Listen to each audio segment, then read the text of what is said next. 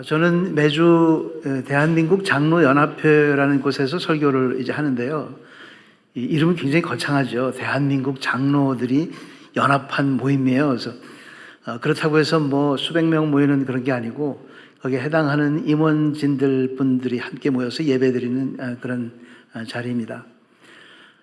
거기서 제가 이렇게 같이 기도하면서 사역하다가 요즘에 문제가 생겼어요. 대한민국 장로연합회는 사실 이 국가, 우리나라가 여러 가지로 문제를 안고 있는 것에 대해서 하나님께 기도하면서 매달리자 해서 모였던 작년 7월 달부터 모였던 모임인데, 요즘에 이제 문제는 이 광화문을 대표하셨던 전광훈 목사님이 이제 무슨 국민혁명당인가 뭐 그런 정당을 만들면서 그쪽으로 이렇게 마음이 가시는 분들도 있고, 또 그거 아니다 기도만 하자 하는 분들이 계시면서 일면해서 장로님들의 의견이 조금씩 잠깐 갈라졌던 시간이 있었습니다. 한쪽에서는 정당에 그래도 정정당당하게 국가가 이렇게 흔들리는데 가입을 하든지 그런 목소리를 내야 된다. 3.1운동도 그랬고, 또 이승만 대통령도 나라를 건국할 때 기독교 기치하에 나라를 건국했고, 또 이후에 많은 분들이 그렇게 나라를 위해서 또 목숨을 바쳤는데 어떻게 우리가 모른 척하냐, 뭐 그런 설득력 있는 이야기를 하시는 분들도 계시고, 또 아니다, 그래도 우리는 정당하고 상관없이 그냥 기도하면 된다, 그렇게 주장하시는 분들도 이렇게 서로 이제 토론이 좀 일어났었어요. 여러분들 뭐 신문이나 뉴스 와서 다 아시죠? 어떻게 흘러가고 있는지 세상이. 그런 가운데서 마치 제가 옆에서 볼 때는 예수님이 계셨을 때 SNF파와 이 열심당원들 사이에 아마 있었을지도 모를 그런 토론이 아니었나 하는 생각을 하게 되더라고요. 자, 오늘 제목은, 설교 제목은 기초가 무너질 때 의인의 할 일입니다. 이런 게 성경에 어디 있나? 성경에 있어요. 성경에 바로 나왔기 때문에 제가 말씀을 전합니다. 시편 11편 말씀인데요. 시편 11편 말씀을 이제 자막은 다 준비가 안 됐을 것 같아서, 준비가 됐나요? 네. 같이 한번 읽겠습니다. 같이 시작. 내가 여호와께 피하였거늘 너희가 내 영혼에게 새같이 네 산으로 도망하라 함은 어찌함인가. 악인이 활을 당기고 화살을 시위에 억압 마음이 바른 자를 어두운 데서 쏘려 하는구나. 터가 무너지면 의인이 무엇을 하랴. 거기까지 3절까지. 네. 그 터가 무너지면, 기초가 무너지면 의인이 무엇을 하랴라고 우리 성경에는 의인이 뭘 하겠는가, 또 우리말 성경에는 의인은 별 수 있겠는가, 뭐 그렇게 번역이 돼 있어요. 근데 사실은 그런 의미가 아니라 기초가 무너질 때 의인은 무엇을 해야 합니까 하는 그런 질문 어린 말씀인 겁니다. 기초가 무너진다 하는 것은 굉장히 중요한 거죠. 지금 사실 우리가 살고 있는 이 나라가 기초가 사실 무너지고 있습니다. 상당히 심각한 문제예요. 그러면 제가 얘기하면 무슨 정치적인 것만 또 얘기하나 또 그럴지 모르겠는데, 그런 의미가 아니라 하나님이 만드신 기초, 가장 먼저 기초는 사실 가정이었죠. 가정이 무너지고 있습니다. 뭐 이혼율이 높아지고, 또 이제 자녀를 기피하는 현상까지도 생기고, 또 결혼을 안 하고, 또 못하는 건 차라리 괜찮은데 뭐 결혼을 해도 다음 세대에 대한 관심도 없고, 이제 이상한 세상으로 이제 흘러가고 있습니다. 그렇게 가정이 이제 무너져 가고 있는 그 근본 뿌리에는 사실 성적인 문제가 굉장히 많이 관여가 되어 있습니다. 여러분들도 이미 잘 알겠지만 이 축적의 시간, 기초가 무너지는 것도 축적의 시간이 필요합니다. 하루아침에 기초가 무너지는 게 아니라 오랜 동안의 기초가 흔들리다가 기초가 무너지게 되는 거죠. 재정 상태도 마찬가지고 건강도 마찬가지고 모든 것이 똑같습니다. 예고편이 있고 오랜 동안에 그 흔들리는 시간이 있다가 그 열매로서 기초가 무너지게 되는 거죠. 이 기초가 무너지는, 가정의 기초가 무너지는 사건들은 사실 오래전부터 있어 왔습니다. 제가 기억하기만 하더라도 우리나라의 경우에 미국은 제가 모르겠고 우리나라의 경우에도 좀 잘 살게 되면서부터 강남 일각에서 아줌마들이 애인 두기가 시작된 거를 제가 기억을 합니다. 먼저는 이게 TV 방송으로 나왔었죠. 세상에 어떻게 이런 일도 다 있대. 가정주부가 무슨 애인이야? 라고 생각을 했는데 강남 일원에서 좀 산다 하는 사람들 간에 그런 일들이 다반사로 벌어지더니 지금은 도곡동에 가장 비싸다고 하는 아파트 한쪽 구탱이에 남창까지 등장했다는 얘기를 제가 최근에 들었습니다. 가정주부 상대의 남창이 생긴 거예요. 어떻게 세상에 이런 일이, 끔찍한 그런 일이 도처에 벌어지고 있기 때문에 그 성적 일탈과 성적 문란함이 가정을 좀먹고 그것을 보고 자란 자녀들이 가정을 어떻게 생각하겠습니까? 결혼하고 싶은 생각도 안 들고 그냥 무작위로 상대를 맞이하고 그 무분별한 생활을 하게 되는 것이죠. 그냥 무너진 거예요. 일부에서. 그렇게 가정이 무너진 것에 대해서 우리는 뭘 했는가 하는 것을 우리가 생각해 봐야 합니다. 물론 우리가 모르는 사이에 그렇게 무너졌습니다. 마치 미니스커트의 길이가 시간이 가면서 10년, 20년, 30년 흘러가면서 점점 더 짧아져 왔던 것처럼 그렇게 성적 일탈과 이 난잡함은 그렇게 축적의 시간을 거쳐서 가정의 기초를 무너뜨리는 데까지 이제 오게 됐습니다. 그러다 보니까 이제 이혼이 다반사이게 되고 그 모든 가정의 부부 관계가 타락하고 심지어는 인격적으로 타락하는 데까지 이르게 되었습니다.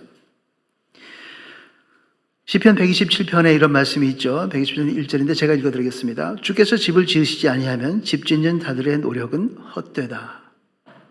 가정의 기초가 하나님이라는 것을 분명히 알았으면 좋았으련만 가정의 주인이 누구신지 알지 못했기 때문에 집 짓는 자들의 노력으로 자기 노력으로 가정을 만들려고 했기 때문에 이런저런 문제가 생기고 번영의 늪에 빠지게 되고 번영의 덫에 걸리게 되었던 겁니다. 돈을 많이 벌면 뭐예요? 돈을 많이 벌면 그 돈이 주는 교묘한 장치들 때문에 결국 타락하게 되고 나쁜 것을 보게 되고 다른 것을 행하게 되는 것이 돈이 주는 번영이 주는 축복이 아니라 번영이 주는 저주에 해당하게 되는 거죠. 오늘날 이 가정이 무너지는 것뿐만 아니라 교회도 또한 무너지고 있습니다. 주일학교 증발시대가 됐죠. 교회마다 아이들이 안 와요, 이젠. 아이들 끌고 오는 엄마들도 그렇게 많지 않습니다. 오늘 이 교회가 이제 그것을 위해서 이제 차세대 교육도 발휘하고 차세대에 대한 이 프로그램도 이제 많이 만들곤 했지만 여전히 많은 교회에서는 주일학교 아이들을 찾아보기 어렵게 되어 있습니다. 이제 그뿐인가요? 이제 코로나가 이제 등장하더니 이제 교인들 일탈 시대를 또 맞게 됐습니다. 그런 와중에 믿음으로 사는 교회는 교인들이 조금씩 늘어나고 있다는 사실, 이거는 굉장히 엄청난 이 큰 차이를 보여주고 있습니다. 다 없어지고 있는 시대에 이제 하나 둘 모여들고 있다는 것은 하나님께서 이 교회에 새롭게 씨앗을 심고 생명을 자라게 하신다는 것을 말해주고 있는 거죠. 세상은 이제 그 설교도 그냥 인터넷으로, 오늘도 뭐 그렇겠지만 인터넷으로 점점 보게 되니까 모이지 않는 거예요. 사랑을 온라인으로 할 수 있나요? 교제를 온라인으로 할 수 있나요? 하지만 이제 순예배와 이제 구역예배를 온라인으로 하게 되면서 처음에는 괜찮았지만 이제 점점점 그 오프라인에서 만나는 같이 먹고 같이 얘기하고 같이 눈을 마주치는 그런 애정은 점점 사라져가고 있는 것이 오늘날 현실입니다. 그러다 보니까 신학대학원도 마찬가지예요. 미국의 신학대학원이 이미 축소되기 시작해서 이사 가기 시작했다는 것은 이미 몇 년 전 이야기가 되었습니다. 학생들이 오지 않으니까 학교 운영이 안 돼요. 학교 운영이 안 되니까 학교를 일부 팔아야 돼요.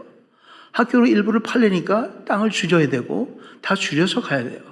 그러니까 기존에 있던 자리에 있지 못하고 좀 외곽진 곳으로 다 이사가게 됐던 거죠. 거기에 그런 판에 이단과 이단 비스물의 한 어떤 교회라는 형식을 갖춘 그런 조직들이 거짓 가르침과 사람들을 호도하는 그런 영적 부패가 일어나기 시작합니다. 물론 거기에 일조를 가하는 것은 이제 뭐 긍정적 사고라든지 뭐 번영신학 같은 것들이 일조를 가하고는 있지만 그것이 나쁘다는 것 아닙니다. 그것이 나쁘다는 것이 아니라 성경 말씀 전체를 가감 없이 받아들여야 하는데 하나님의 심판은 빼버리고 사랑만 얘기하든지 하면 그것은 편식하는 거죠. 그것은 하나님의 말씀을 왜곡되게 가르치는 것과 마찬가지입니다. 그러다 보니까 오늘날 많은 사람들의 교회 밖에 있는 사람들 눈에도 교회가 병들었다고 생각하게 되는, 그래서 기독교가 아니라 무슨 개독교라고 하는 그런 이상한 말들이 생기게 되었던 거죠. 거기에 대해서 사실 우리 모두가 회개해야 합니다. 목사, 장로, 성도 할 것 없이 모두 다가 회개하면서 다시 한번 하나님 앞에 진정으로 하나님의 자녀답게, 믿는 사람답게, 하나님의 백성답게 살아가는 모습을 보여줘야만 합니다.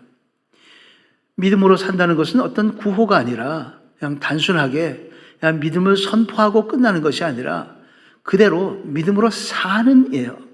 저는 믿음으로 사는 교회 이 이름을 참 잘 지었다고 생각하는 게 그냥 믿음교회 하면 그게 드러나지 않을 텐데 믿음으로 사는 교회인 겁니다. 그렇게 살아내는 교회예요. 그렇게 살아가는 교회입니다.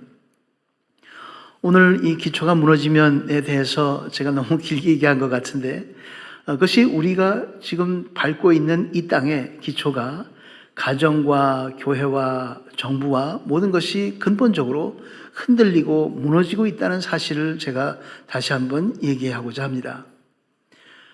뭐 신문이나 뉴스에서 이미 보셨겠지만 정치적인 어려움들이 이제 있죠. 그것이 단순하게 정치적인 걸로 끝나는 게 아니라 우리의 안전에 위협을 가하는 그런 일들이 생기기 시작했습니다. 이제 며칠 후면은 뭐 국가보안법인가 하는 게 이제 없애려고 이제 한다고 그러더라고요. 그래서 이제 그걸 반대 청원을 뭐 하자 해서 들여다보니까 10만 명이 반대해야 되는데 엊그저께 어제까지만 해도 5만 명이래요.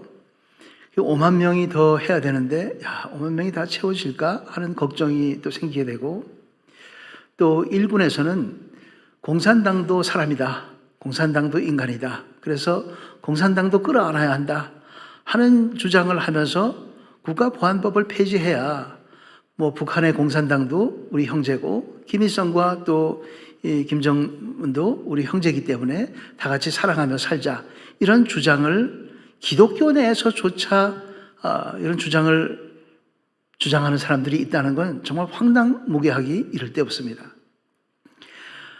저는 뭐 그거에 대해서 길게 이제 토론할 생각은 없고요. 이런 상황이다 보니까 그렇게 끝나는 것이 아니라 이거는 마치 우리나라가 해방 이후에, 일본으로부터 해방된 이후에 국가로서의 기능을 시작하기 전에 우리 남쪽에서 공산당과 공산당 아닌 사람들이 섞여서 좌우가 서로 대립하면서 매일 싸움질하고 뭐 살인 생기고 뭐 이랬던 역사를 다시 기억하게 됩니다.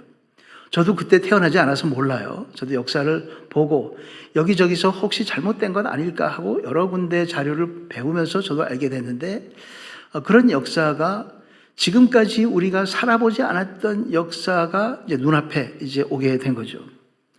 사실 무시무시한 일입니다. 그렇게 하게 되면 우리 사회는 매일 이 사건의 연속이 될 거고, 그뿐만 아니라 이런 사건의 연속이라고 하는 불안정뿐만 아니라 경제적인 불안정까지 우리는 지금 여기가 가미되어 있습니다. 소득주도 성장이라고 하는 슬로건이 이제 결국 슬그머니 자취를 감추고 부동산가는 엄청나게 뛰어서 뭐 영혼을 끌어서 집을 샀다 하는 얘기가 나올 정도로 이제 도저히 살 수 없을 정도로 그런 엄청난 사건들이, 경제적인 차이가 이제 생기기 시작했고, 그뿐만 아니라 뭐 실업률과 그다음에 뭐 다른 경제적인 불안정이 국가 정체성에 대한 문제뿐만 아니라 함께 같이 가미해서 섞어지게로 우리에게 다가오고 있습니다. 그뿐만 아니죠. 먹거리나 의약품의 안정성 문제, 그리고 화장실에 남녀의 다른 성을 유지한다는 얘기들, 그리고 동성에 관한 좀 기초가 흔들리는 이 얘기들, 모두 다가 공통점이 결국 도덕이 무너지고 있다는 사실입니다. 그 도덕이라고 하는 기초가 무너질 때 우리는 어떻게 해야 되는가 하는 생각을 하게 됩니다. 아마 여기 계신 분들 중에 일부도 그럴지는 모르겠지만 뭐 벌써 몇 년 전부터 강남에 좀 돈 좀 있다고 하는 사람들이 이민 행렬이 이어졌었죠. 한때는 어디다 뭐 싱가포르이다 뭐 어디다 하고 뭐 그렇게들 가면 얘기 나오는 것들이 맨 그런 얘기들이었어요.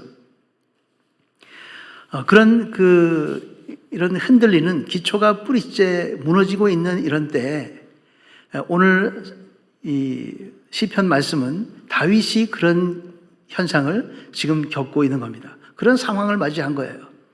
압살롬이 반란을 일으킨 겁니다. 아들 중에 가장 잘생긴 아들, 머리를 깎으면 머리가 5파운드, 거의 뭐 2, 3kg씩 될 정도로 엄청난 무게를 자랑하는, 머리카락이 좋으면 사람들이 멋있어 보여요. 여러분들도 머리 잘 하시길 바랍니다. 머리를 어떻게 하느냐에 따라서 예뻐 보이기도 하고 안 예뻐 보이기도 합니다. 머리 중요하죠. 근데 압살롬은 생기기도 잘생기고 또 머리카락도 그렇게 멋있어 갖고 많은 사람들의 관심을 끌고 뭐라 그러면 또 왕의 아들이니까 그냥 다 따르는 인기 만점의 그런 왕자였던 거죠.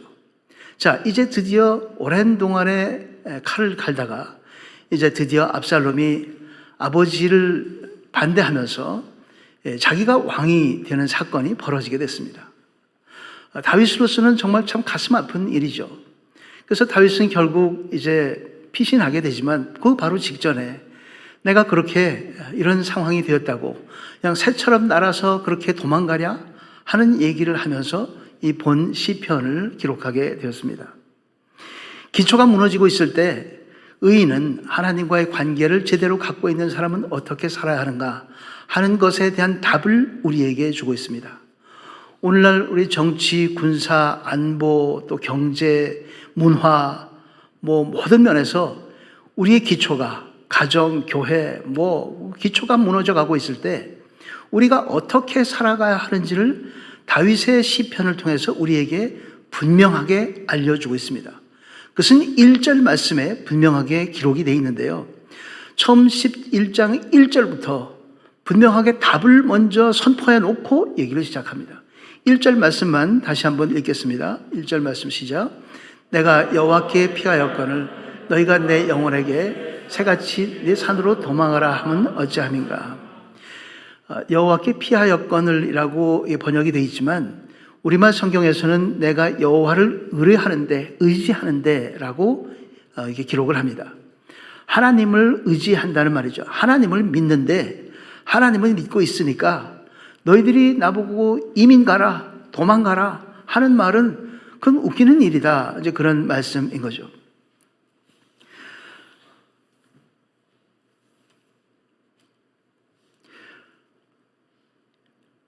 그래서 이 11장을 통해서 얘기해 주고 있는 이 다윗의 삶의 비결은 다윗이 이 난국을 헤쳐나가는 길은 믿음의 길이다라고 1절부터 분명하게 선포해 놓고 있습니다. 이 믿음의 길, 그것이 어떤 것인가 하는 겁니다. 첫 번째는 하나님께서 보호하신다는 거죠. 내가 의뢰하는데, 하나님을 의지하는데 라는 말은 내가 하나님을 의지하기 때문에 하나님이 하신다는 분명한 믿음이 있다는 말입니다. 믿음은 뭘 믿죠? 우리가 믿는다 그러면 예수 그리스도 믿죠. 이제 그렇게 얘기합니다만 이때는 예수 그리스도가 없잖아요. 그러니까 뭘 믿겠어요? 하나님을 믿죠. 하나님 안 보여요. 그럼 뭘 믿겠어요? 성경을 믿는 거죠. 말씀을 믿는 겁니다. 말씀은 뭐예요? 말씀은 하나님의 생각과 하나님의 계획과 하나님의 프로그램입니다. 자, 하나님의 하늘로부터 그 하나님의 것을 우리에게 주시는데 우리는 깨닫지 못해요, 금방. 이게 무슨 말인지도 모르겠고 이게 뭐 어떻게 하라는 건지도 모르겠고 이 복잡한 삶의 상황에 어떻게 적용해야 될지 우리가 모를 때가 참 너무나 많습니다. 하지만 그것이 성령의 도움으로 그 하나님의 생각이 우리 안에서 마치 압축 파일이 풀리듯이 압축 파일이 풀려나가는 것이 믿음으로 사는 길입니다. 믿음으로 살면 그 관계 속에서, 하나님과의 관계 속에서 그 말씀이 내 삶에서 압축 파일이 풀리는 거예요. 아, 그게 그렇게 얘기하는 거구나. 내가 이게 이렇게 살라는 거구나. 이게 지금 이런 거구나 하는 것을 분명하게 깨닫게 되는 거죠. 오늘 1절에서는 분명히 다윗이 내가 무슨 뭐 도망가냐, 어떻게 도망가냐 내가, 나보고 뭐 새처럼 도망가라는 거냐, 이렇게 얘기하지만 결국은 이 다윗은 측근들의, 부하들의 이 권면을 받아들여서 결국은 도망갑니다. 결국 그렇게 가요. 그것이 잘못된 게 아니에요. 하나님을 믿으니까 도망을 가든 이민을 안 가든 그게 중요한 게 아니라 하나님과의 관계를 믿음으로 확실하게 갖고 있다는 것이 중요한 겁니다. 하나님이 우리에게 계시면 우리가 어떤 일이 있어도, 천지가 무너져도, 공산화돼도, 전쟁이 벌어져도, 경제가 다 무너져도 아무런 일이 우리에게 발생하지 않습니다. 왜냐하면 하나님이 보호하시기 때문에 그렇습니다. 우리는 하나님께서 우리를 불러주신 특별한 사람들입니다. 세상 사람들과 달라요. 저는 가끔 성경에는 우리가 세상을 향한 그리스도의 향기요, 그리스도의 편지다, 그런 얘기를 볼 때마다 우리는 나는 뭔가 그런 생각을 해요.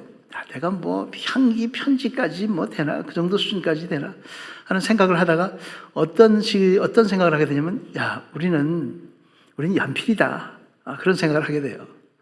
하나님이 보내주신 연필을 보면 거기에 무슨 이 브랜드가 써 있잖아요. 무슨 뭐 회사 이름이 써 있잖아요, 연필에. 그럼 어느 연필이냐? 연필 보면 어디서 나온 거, 어디서 메이드 인 뭐 어디 이런 게 써 있잖아요. 그런 것처럼 우리는 하나님이 만들어서 보내준 연필인데, 그래서 메이드 인 헤븐, 천국제고 그리스도의 이름으로 살아가는 하나님의 이 연필이어서 우리의 연필을 통해서, 우리라고 하는 그 연필을 통해서 쓰어지는, 그려지는 그림이든 글이든 모든 것이 하나님의 것이라는 거죠. 다릅니다. 하나님의 연필은 세상의 연필과 다른 것이 쓰여지고, 많은 사람들이 우리라고 하는 연필을 통해서 그어지는 인생사가 결국 인생사를 보고 하나님의 사람이 이렇게 사는 거구나 하는 것을 보게 된다는 얘기죠. 하나님의 보호를 받는 사람은 기도하며 믿음으로 나가며 의심하지 않고 앞으로 전진하면서 하나님의 놀라운 보호를 받습니다. 그런 보호를 받는, 그렇게 믿음으로 사는 여러분들이 되기를 주의 이름으로 축원합니다. 참 어떻게 보면 세상 용어로는 굉장히 하이 리스크예요. 리스크가 커요. 모르는데 내일 뭐 내가 어떻게 살지, 내년에 내가 어떻게 살지 모르는데 그 믿음으로 그냥 살려고, 그 좀 무리 아닌가요? 그런 생각을 집에 가다가 다시 또 하실 분들이 계실지 모르겠어요. 믿음은 그런 게 아니라 그랬죠. 그런 거 아닙니다. 하나님의 거예요. 여러분 게 아니고 하나님의 거예요. 그냥 맡기세요. 맡기면 죽이든지 살리든지 그냥 뭐 어떻게 만들든지 하나님이 만드시는 겁니다. 내가 하려고 그러지 마세요. 내가 하려고 하는 데서 꼭 문제가 생깁니다. 왜 내가 해요? 하나님의 건데 내가 나서. 가장 나쁜 것이, 하나님이 보시기에 가장 나쁜 것이 내가 하려는 거예요. 자아가 올라오는 거예요. 내가 판단하고, 내가 만들고, 내가 생각하고, 내가 결정하고, 다 그러고 살아요, 일반적으로. 그거 아니에요. 믿음으로 산다는 것은 내가 하지 않습니다. 나는 없어요. 나는 없고, 하나님이 하시고, 하나님이 나를 통해 하시고, 하나님이 나를 통해서 걷게 하시고, 버스 타게 하시고, 하나님이 나와 함께 나를 통해서 전철 타게 하시고, 하나님이 나와 함께 밥 먹게 하시고, 하나님이 나를 통해서 다른 사람들과 대화하게 하시고, 우리의 모든 호흡이 하나님의 거란 말이죠. 그러니 그렇게 믿음으로 살면 내일 죽든지 살든지 어떻게 되든지 그걸 걱정할 이유가 전혀 없다는 사실입니다. 그렇게 여러분들이 살고 여러분들의 자녀도 그렇게 키워나갈 때 하나님의 사건들이 거기서 생기기 시작합니다. 그 사건은 놀라운 사건이어서 2000년 동안 수도 없이 많이 생겼고 지금도 생기고 있습니다.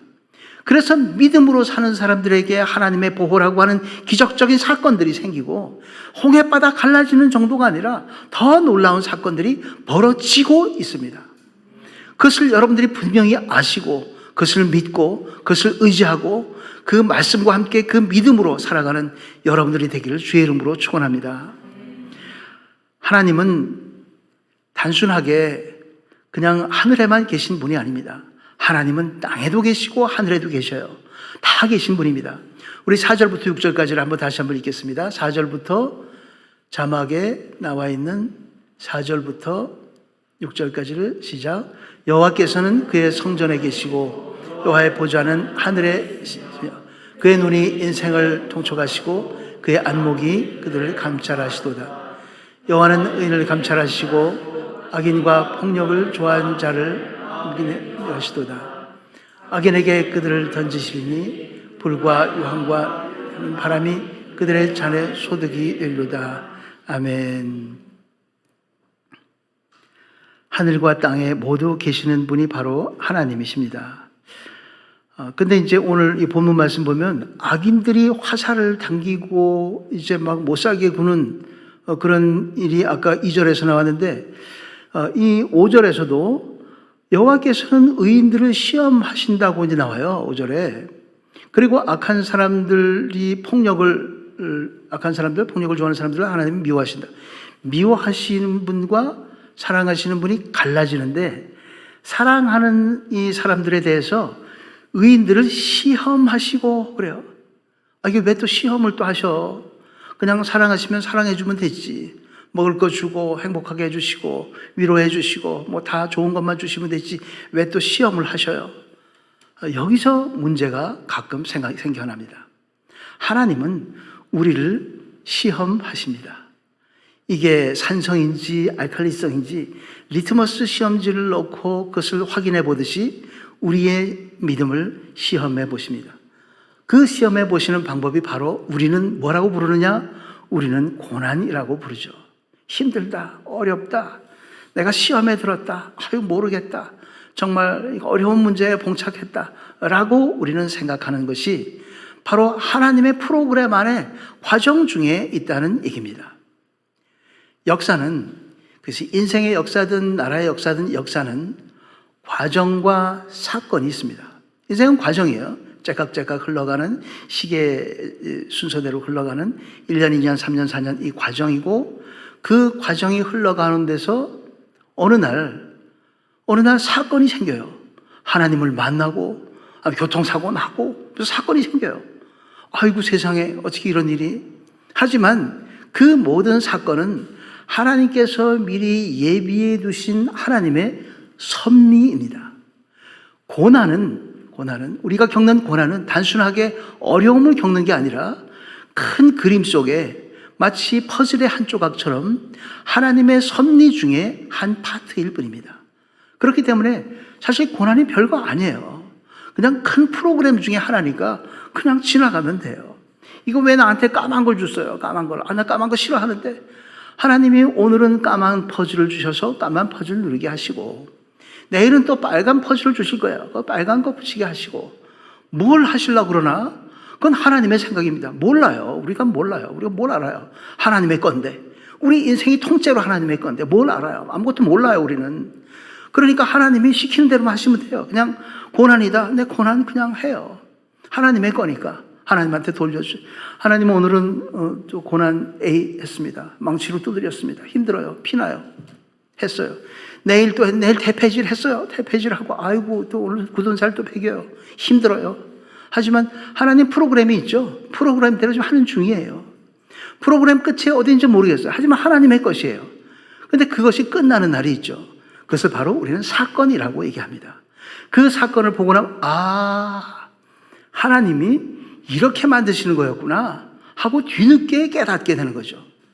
우리는 인간이어서 피조물이어서 몰라요. 전도서 7장 14절에 유명한 말씀이죠. 하나님이 인생을 만들 때 곤고한 시간과 형통하는 시간을 섞어 놓아서 인생으로 하여금 그 앞길을 알지 못하게 했다 하고 분명하게 인생에 관한 설명을 기록해 주고 있습니다. 우리는 모릅니다. 우린 시간 안에 있어요. 하나님만이 아세요. 모든 시간을 만드시고 위에 계신 분, 영원하신 분만 그 밑에 있는 시간 안에 있는 우리의 프로그램을 아실 분입니다. 오늘은 힘들어요. 내일도 힘들어요. 아이고 정말 내 팔자야. 내 팔자 아니에요. 하나님 팔자지. 하나님 팔자가 나쁘겠어요? 좋게 하시죠. 알아서 다 하시죠. 하나님이 결국 우리의 삶을 잡고 있는 한, 하나님의 섭리를 받아들이고 섭리대로 순종하는 한, 하나님의 말씀대로 순종하는 한, 그것이 비가 오든 눈이 오든 어떤 고난을 겪든 상관없이 그냥 그대로 착실하게 그 말씀대로 순종하고 살면 하나님께서 만들어 주시는 겁니다. 하나님께서 만드신 그 선물을 받는 우리 모두가 되기를 주의 이름으로 축원합니다. 믿는다고 해서 편안한 삶만 주는 게 아니에요. 아이들한테 사탕만 자꾸 주면 이빨이 나빠지는 것처럼, 아까도 제가 번영 얘기했지만 번영이 꼭 좋은 게 아니잖아요. 번영 좋은 거 아닙니다. 그래서 기도도 우리가 부하게도 마시고 가난하게도 마시고 하는 기도를 우리가 하는 거죠. 부하다고 하는 것이 결코 좋은 게 아닙니다. 고민 더 많아지고요. 친구 없어지고요. 할 일이 더 많아지는 거예요. 그 기도 안 나와요. 돈이 생기면 기도 안 나와요, 그다음부터. 그러니 우리 돈이 좀 없어서 기도하게 해주시니 얼마나 감사해요. 물질적으로 풍성하면, 육체가 너무 건강하면 육체만 생각해요. 하지만 육체적으로 조금 어려우니까 영적으로 더 풍성하게 해주시는 겁니다. 김병 목사님도 가끔 이제 그런 얘기 하셨다고 그러지만 지금 아프신 게 훈장이라고. 훈장 맞아요. 전 뭐 분명하게 특별한 훈장 받았다고 저는 생각해요. 훈장 아무나 받습니까? 특별한 훈장을 받아서 그렇게 되면, 그런 훈장을 받으면 영적으로는 훨씬 더 강력한 영적인 힘을 가지게 되는 겁니다. 그 어떤 의미에서는 좀 부러워요. 그렇다고 해서 하나님이 나도 똑같은 병 주세요. 저 그러는 건 아니에요. 그런 건 아니지만 하나님의 섭리대로 가는 거예요. 하나님의 섭리대로 하나님의 그 고난을 겪으면서 하나님의 것으로 만들어져 가는, 인간 안에 있는 탐욕과 모든 여러 가지 잡스러운 생각들을 깡그리 없애버리는 그 귀중한 단계에, 그 과정에 있다는 것을 보면서 하나님이 놀라운 사건들을 이제 벌어지게 하겠구나 하는 것을 분명하게 보게 됩니다. 하나님은 믿음으로 사는 교회에 분명하게 큰 사건을 분명하게 만들어 주십니다. 그 모두 함께 한 마음 되어서 김경훈 목사를 위해서 기도하고 교회를 위해서 기도하면서 이 시대에, 이 교회가 무너져 가고 있는 이 시대에 정말 믿음으로 사는 방법이 무엇인지를 여러분의 삶으로 연필로 써가는 이 글자처럼 세상을 향한 하나님의 편지가 되는 여러분들이 되기를 주의 이름으로 축원합니다. 믿음으로 사는 것은 그렇게 해서 정리를 합니다. 안전을 위해서 멀리 갈 수도 있습니다. 이민 갈 수도 있습니다. 또 안 갈 수도 있습니다. 도망갈 수도 있고 안 갈 수도 있습니다. 그게 중요한 게 아니라 믿음으로 사는 게 중요하다. 1절에서 얘기했습니다. 인생의 시험 자체가 하나님의 목적일 수 있다는 거죠. 우리를 향한 하나님의 목적, 우리를 통해서 연단하고 프로그램하면서 더욱더 강건하게 만드는 과정일 수 있다는, 그것을 믿는, 그 프로그램을 믿는 믿음. 그것이 바로 믿음의 두 번째 모습, 두 번째 길입니다. 세 번째는 이제 7절 말씀인데요. 7절 말씀 함께 읽겠습니다. 7절 말씀 시작. 여호와는 의로우사 의로운 일을 좋아하시나니 정직한 자는 그의 얼굴을 배우리로다. 아멘. 축복이 있는 결과가 있는 거죠. 정직한 자는 그분의 얼굴을 보리라. 가장 영광스러운 일입니다. 이 세상이 다 초월한 거예요. 변화산상에 있는 겁니다. 하나님의 얼굴을 보는 놀라운 사건들이 이제 있게 되는 겁니다. 바로 축복 있는 결과를, 그 아름다운 영광의 세계를 보는, 그것을 바라보는, 그것을 희망하고 소망하는 그런 믿음. 그것이 바로 세 번째 믿음의 길입니다. 그것은 아니더라도 당장 우리 주변에 있는 이 기초가 무너지는 사건들에 대해서 어려움을 당한다. 어려움이 왔구나. 어려움이 왔구나 하면 하나님이 주셨구나 생각하시고, 어려움을 여러분이 겪었다? 그럴 때 뭐라 된다고? 왔구나. 저를 따라서 한번 해보시죠. 왔구나. 축복이 왔다 이 말이에요. 지금은 어려움처럼 보이지만 이건 축복이구나. 나한테 특별히 왔구나. 드디어 하나님이 오셨구나. 임재하셨구나. 그것이 바로 임재입니다. 임재 사건은 우리가 놀라운 신비 속에만 있는 것이 아니라 구체적으로 하나님께서 임재하십니다. 그러니까 그런 어려움을 겪으면 오 할렐루야 하나님 아버지 정말 감사합니다. 이것을 통해서 더욱 견고하게 우리 믿음 견고하게 하시고 우리가 하나님의 자녀임을 세상에 드러내 보여주게 하시고 이 사건을 통해서 하나님께서 영광 받으실 것을 믿습니다 하는 여러분의 찬양이 함께 하기를 주의 이름으로 축원합니다. 믿음으로 사는 교회 여러분들이 부디 세상의 모든 기초가 무너진다고 할 때 무너지는구나. 아유 이놈의 세상이 아니고 아이고 나는 어떻게가 아니고 할렐루야 하면서 이제 때가 됐구나 왔구나 하면서 하나님이 우리와 함께 하여 주옵소서. 드디어 보여주게 하여 주옵소서. 일어나서 빛을 발하게 하여 주옵소서 하고 기도하는 모두가 되기를 주의 이름으로 축원합니다.